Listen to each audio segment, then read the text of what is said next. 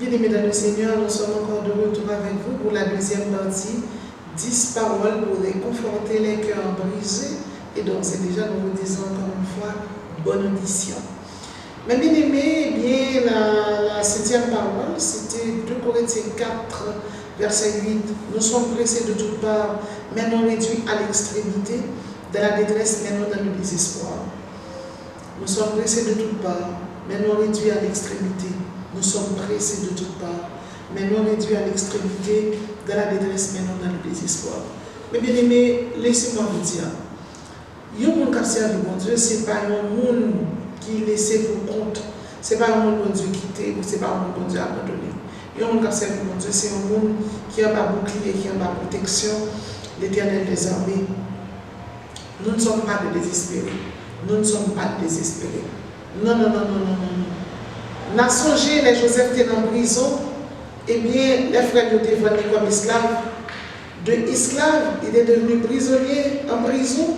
Prisonnier à la sortie, il est devenu premier ministre. Je ne parle pas avec un monde là. La foi, c'est la matérialisation de l'impossible, impossible.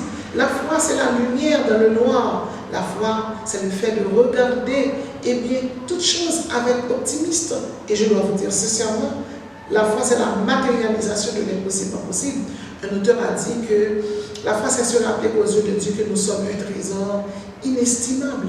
Trésor inestimable que vous êtes. Et bien la Bible dit, nous ne sommes pas désespérés.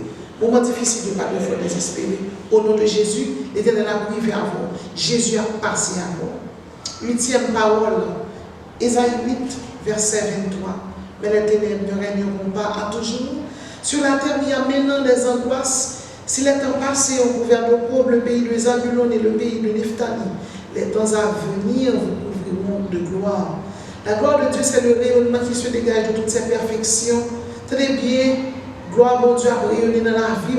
Au nom de Jésus, pas pour ta terre. Au nom de Jésus, a vous lever. Misère, disait pas qu'à fort fini. Pas les mal, pas la pile. Pas qu'à fort fini. Au nom de Jésus, a privé. Au nom de Jésus, l'Éternel a passé avant. Peu importe chemin, peu importe route côtoyée, bon Dieu passe avant déjà. Moi, tout bon Dieu passe avant déjà. C'est ça, nous disons, oui, mais les ténèbres ne régneront pas à toujours. Mauvais moment, pas prêté. Maladie, pas prêté. Manquement, tristesse, famine, pas prêté. Au nom de Jésus, il a passé. Au nom du sang versé de Jésus. 9e parole pour réconforter les cœurs brisés. La lumière resplendira. Isaïe 9, verset 1. Le peuple qui marchait dans les ténèbres voit une grande lumière. Sur ceux qui habitaient le pays de l'ombre et de la mort, une lumière resplendit. Que la lumière soit au nom de Jésus. C'est pour moments difficiles, allez. C'est pour soleil à briller sur la vie. C'est pour mauvais moments, allez. C'est pour soleil à briller sur la vie. Au nom du sang versé de Jésus. Et 10e parole pour finir, Isaïe 9, verset 5. Car un enfant nous est né, un fils nous est donné, et la domination reposera sur son épaule. On l'appellera admirable, conseiller, Dieu puissant, Père éternel. L'ONU propose la paix. L'ONU qui a, eh bien, nous capable de son siège social à New York, il nous propose la paix. Et pourtant, les pays membres de l'ONU, les États-Unis, la Russie, la Chine, et j'en passe, eh bien, ensemble, ils ont totalisé environ 19 000 tonnes nucléaires, la capacité de pouvoir sauter le monde 20 fois. Eh bien, le monde qui prenait la paix, il n'y a pas qu'à bailler la paix. Mais Jésus-Christ dit la paix au nom de Jésus, la paix. Car un enfant nous est né, un fils nous est donné. Et la domination reposera sur son épaule, on l'appellera admirable, conseiller, Dieu puissant, Père éternel. Jésus nous donne la paix, Jésus nous donne la quiétude de l'esprit. Et pas de monde qui a retiré personne.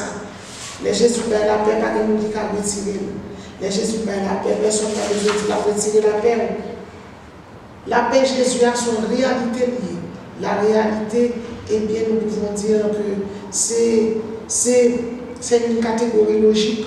Nous venons de voir avec vous 10 paroles pour réconforter.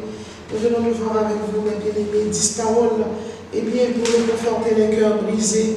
Si cœur est brisé, si Marie Guito, Madame Guito sont désespérés, on a manquement, on a disette, on a maladie, et bien que 10 paroles, ça va servir d'échelle pour monter, au nom de Jésus, on passe. Première parole, eh bien, mes bien-aimés, dans le Seigneur pour conforter les cœurs brisés.